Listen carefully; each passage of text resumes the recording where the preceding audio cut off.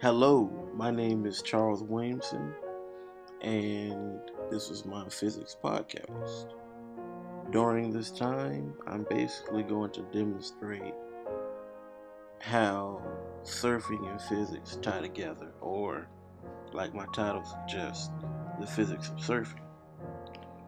I'm going to try and cover as many of the basics as possible, but the main ones I'm going to be talking about will be hydrodynamic forces, mass and shape, gravity, and buoyancy.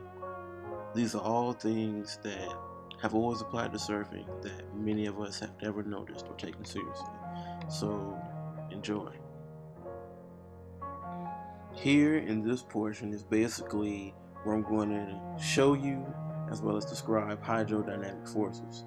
Hydrodynamic forces are pretty much the same thing as aerodynamic forces, and they only pretty much describe how waves interact with the surfer and his boards, like lift and drag.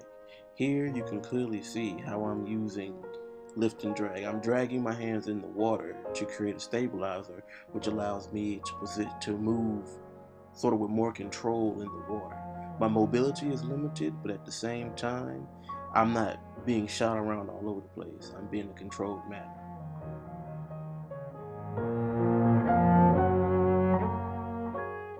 Now I'm going to talk about mass and shape, or more commonly known as the center of gravity. The center of gravity is important because if you don't have a stable center of gravity, you're pretty much going to fall, as you've just seen.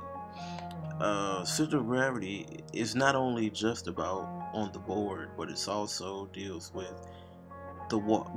you in general. Your center of gravity has to work with the boards in order for you to successfully ride.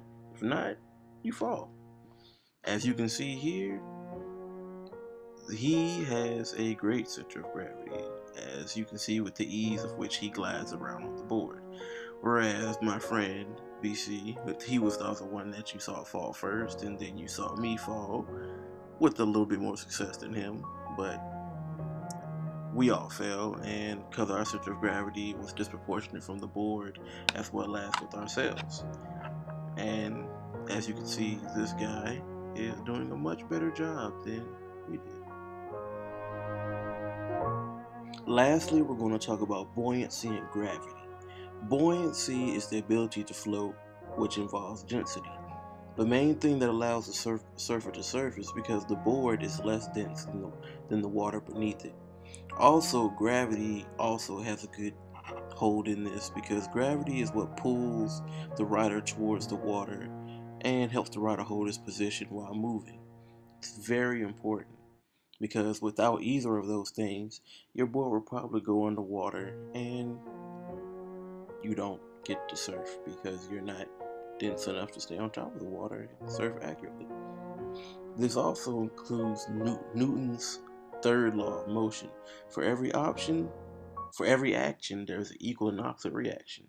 When you turn on the board, you must lean on one side and put more tension on.